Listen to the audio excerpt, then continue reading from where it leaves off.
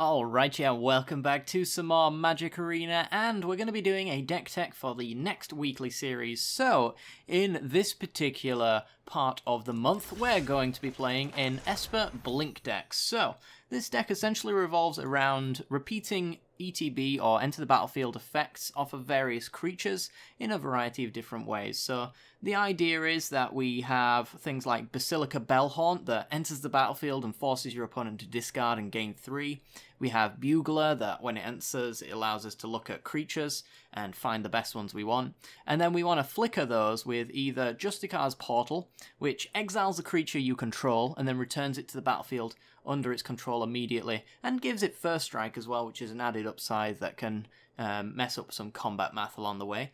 But essentially, when it re-enters, then the Enter the Battlefield trigger happens again. We also have Lumbering Battlement in here to do roughly the same thing. However, Lumbering Battlement only returns them when it dies, so you've got to be really careful with how many creatures you take off of your board, at risk of obviously killing yourself. So let's start at the very beginning of the deck, shall we? We've got 4 copies of Dust Legion Zealot in the 2-drop slot.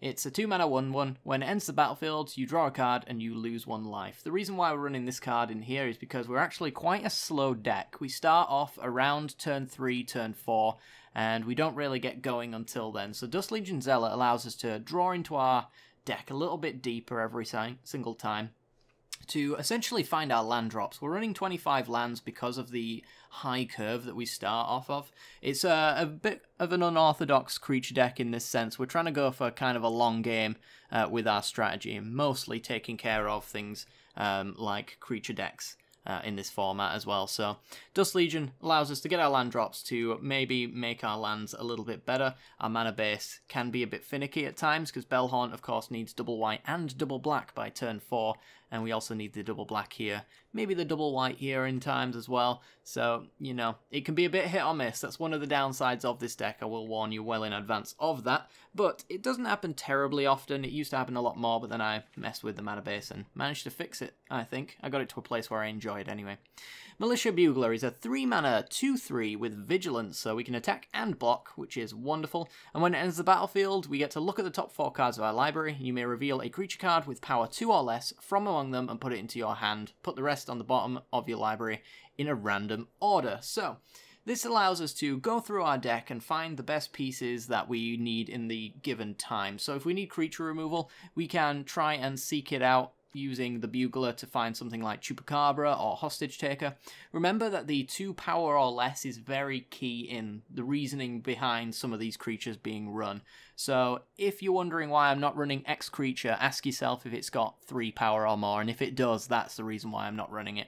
So in the particular deck that we are looking at, what are our 2 or less creatures? Well, it's basically every single one of them. We've got Dust Legion Zealots we can hit, Shield Mare, which is really good against the red matchup, Mirror Image, which is a 0/0 that can copy and become anything, so it really is just anything in play, and Bugler hitting Mirror Image is basically Bugler finding a Bugler, which is wonderful. Bugler can hit itself as well, so Bugler finding Bugler literally is actually an option. Deputy Detention, Chupacabra. Bellhaunt is not one we can hit, but the value on this card is just supremely good. We really couldn't afford to not run this card as a 4-of. Being able to repeatedly discard is very good against like control matchups and things that really need a lot of cards in hand, like combo decks and stuff like that. Hostage Taker is a card that we can hit, and then Battlement is not one that we can hit. However, yet again, it has that value that we just can't afford not to run in this list. So we can pretty much hit the entire deck with Bugler, so the odds of actually hitting a card that we want is very high. So Shield Mare, as I mentioned, is really good against the red matchup. We're only running 1 in the particular list at the moment, though, because, of course, aggro is not as popular in the best of 3s. I would recommend, if you're playing this in best of 1, which it does actually fairly well against, that you'd actually add in an extra Shield Mare. We currently have 2 in the sideboard, just in case we come up against aggro. But yes, add in another Shield Mare because it's a 3-mana 2/3 that can't be blocked by red creatures, so automatically we can get some value in there. However, the main reason to run it is when it enters the battlefield, or it becomes the target of a spell or an ability an opponent controls, you gain 3 life. So it's a 3-mana 2/3, blocks basically everything in mono red because of its 3 toughness and 2 power, killing virtually everything in the deck except for Chain Whirler, and I think that's basically it unless they're playing big red. Enters, gains 3, which negates a lightning strike or a skewer the critics, and if your opponent wants to remove it to get their creatures in for damage, they have to target it and give you another 3 life, which means Shield Mare on average is probably going to gain you about 6 life for 3 mana, which is really, really, really good value.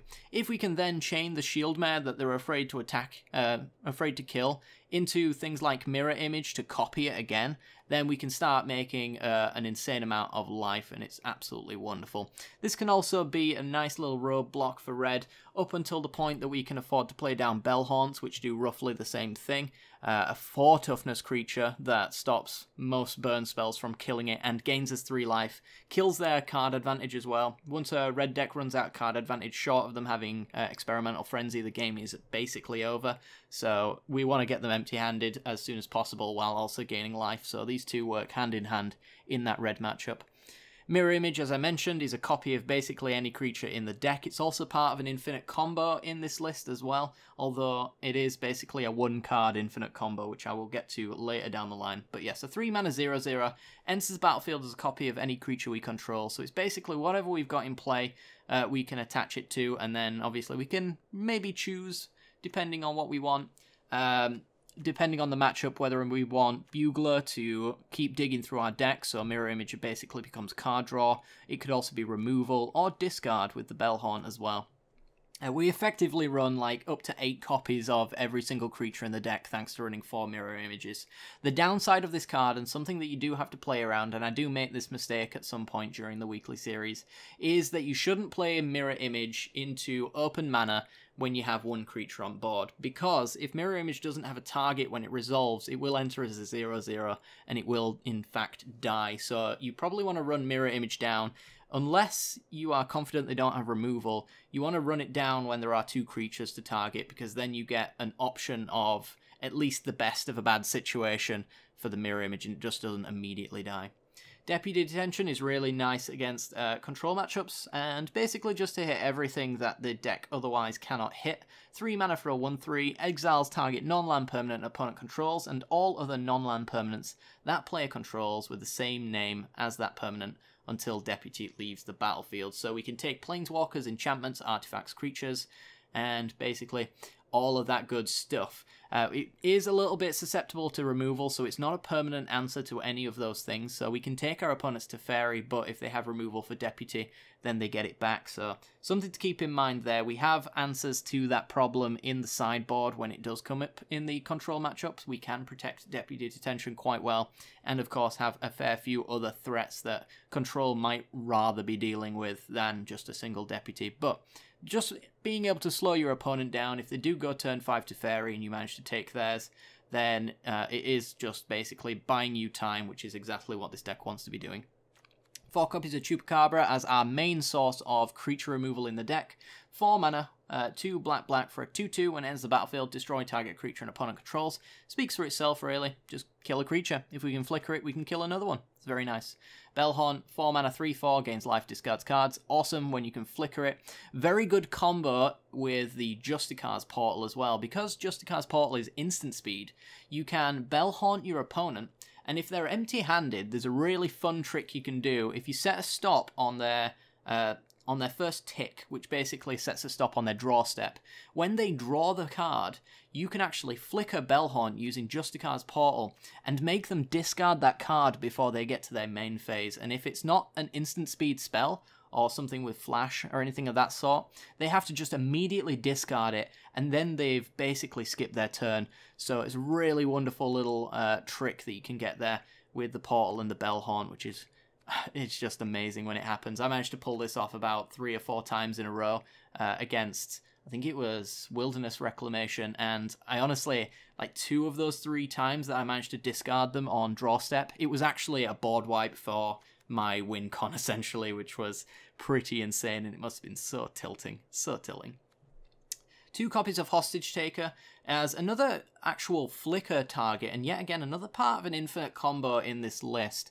It's a 4-mana 2/3, and when it enters the battlefield, you get to exile another target creature or artifact until Hostage Taker leaves the battlefield, and you may cast that card for as long as it remains exiled and spend mana as though it was mana of any type to cast this spell. So basically we can steal our opponent's creatures and cast them as long as we can afford to do it, which if we're playing carefully, we are running 25 lands, so we will probably have about 5 or 6 mana on average anyway. We can take our opponent's good stuff. We can even take our opponent's squee, chat. Yeah, imagine that. Taking our opponent's squee, so that we have our immortal son on our side. He's always on our side, deep down, but sometimes, you know, our opponents make him attack us, and that's just sad. But, you know. Anyway, moving on. Hostage Taker, the primary use for him is against the Sultai mid-range list so that we can hit the Hydroid Krasis, because if we can steal a Hydroid Krasis with Hostage Taker, we essentially kill the creature. Even if they kill Hostage Taker after the exile, it will come back as a 0/0 and die. But if we get to untap, then we get to use all of our mana to cast Hydroid Krasis and get that sweet, sweet X power value, drawing cards and gaining life. So Hostage Taker is really good for that kind of thing. We can also hostage take hostage takers, which has come up during the weekly series. It's an absolute barrel of laughs when you are stealing and trading, and it's so good. I love hostage taker in this one. I couldn't see myself cutting it. It's probably one of the flex slots in the list, but at the same time, the value that is there is amazing. 3 copies of Vraska's Contempts, because as we mentioned, we really only have Deputy Detention to take care of Planeswalkers in this list, so I did actually need to run Vraska's Contempt. You could run Plague Crafter, but the flicker potential just isn't there with that card, so Vraska's Contempt was just the best option for us. Also allows us to kill creatures as well, and gain 2 life, so really good against aggro matchups, can kill creatures even if it's not the control matchup, so really versatile card. Finally, we get to the reason why we're playing the deck, the Lumbering Battlement. 5 mana, 4 and a white for a 4/5 with Vigilance. When Lumbering Battlement enters the battlefield, you may exile any number of non-token creatures you control until it leaves the battlefield. And then Lumbering Battlement gets +2/+2 for each card exiled with it. So yet again, as I mentioned, with Bugler having the creatures with power 2 or less as a restriction on the deck, exiling our creatures just on base strength alone isn't even a downside, because we get to put all of that power into Lumbering Battlement. We do have to put it onto one body, but it is one massive body with Vigilance as well, so it is attacking and blocking. It is actually a really well statted card for what it is. And if we exile our creatures and our opponent kills Battlement, everything underneath it repeats and comes back into the field. So let's say we have Bellhaunt, Choop, and Zealot. When Battlement would die, we would bring back all 3 of these creatures. Our opponent would be forced to discard, we'd gain 3, we'd kill one of their creatures, and we'd draw a card and lose a life, but we've already gained 3 anyway, so we'd be gaining 2 life off of this particular trade. So, killing our Battlement, it has already got an amazing value getting a removal spell out of our opponent. It has already got an amazing value being what is effectively like a 10/11. And then it gets the amazing value that is all of the ETB effects of whatever is underneath it. In addition to that, it is also part of an infinite combo, which can come into a variety of different forms. So it's something you have to keep your eye on, but you can actually combo Lumbering Battlement with Hostage Taker and Mirror Image, or with itself, to actually create an infinite loop of flickering. So if Lumbering Battlement exiles Lumbering Battlement, then it is underneath. If another copy of Lumbering Battlement, the 3rd copy, exiles the Lumbering Battlement with Lumbering Battlement underneath it, it will flicker it to give you another Lumbering Battlement ETB effect. It's very hard to explain. I can't really split these, unfortunately, to give you a diagram, but essentially you need 3 copies of this flicker effect in order to enter an infinite ETB loop. So Hostage Taker can help you with that, because you can exile the Lumbering Battlement, and then the Lumbering Battlement under Battlement can exile the Hostage Taker, releasing the Battlement to do it again. Mirror Image can also become a copy of Battlement as well, so you can flicker it that way. And as long as you've got that loop together, and at least one creature that does something, so let's use Bellhaunt as an example. As long as there's Bellhaunt somewhere along that infinite loop, you get infinite discard and 3 life, which means you've got an infinite life loop, and your opponent can only win by milling you. You can also do this with Bugler, and you will draw essentially your entire deck. Zealot is the same, as again, where you'll draw your entire deck. With Zealot, it's a little bit worse because you lose 1 life off of every draw effect there, so you can only draw as much as your life total will allow you to do it. But there is that, and you can also use it to kill your opponent's entire board state. So I have actually pulled this loop off once before. I have got a clip of this. If I don't manage to pull it off during the weekly series, I will add a clip to the final 3rd video for you guys so you can see this clip. This infinite loop in action. It's pretty funny, but I managed to get a Wilderness Reclamation player to fill up to about 15 or 20 cards in their hand, and then I pulled off the loop and made them discard everything while gaining infinite life, and it was just beautiful. It was just absolutely beautiful.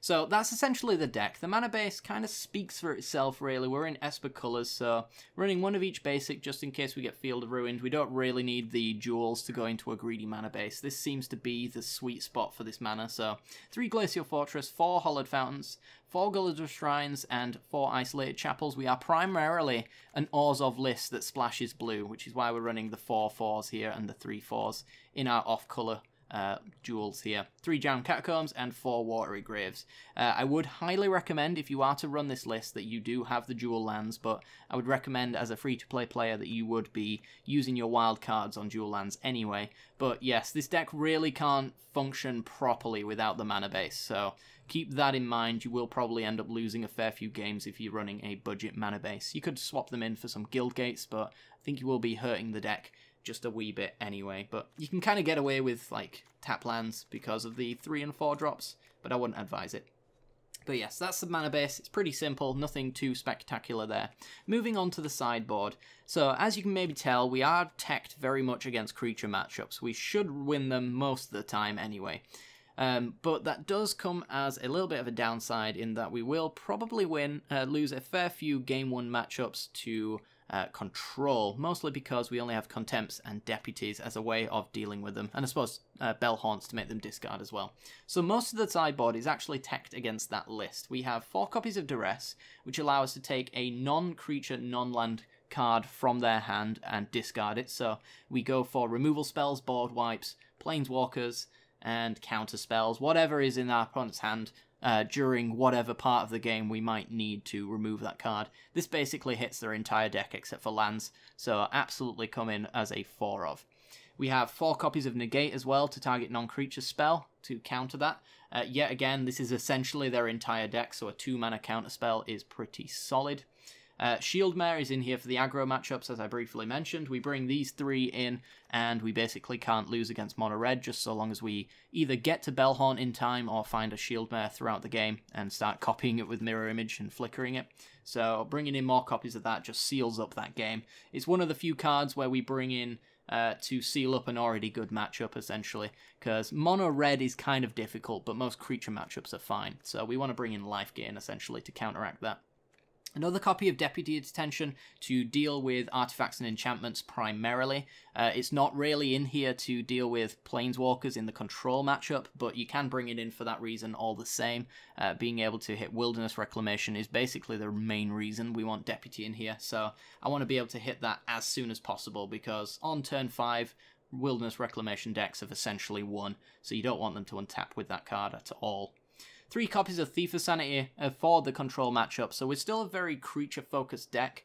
When we go into this post board, we might want to trade off a little bit of that creature focus as well, because of the Militia Bugler.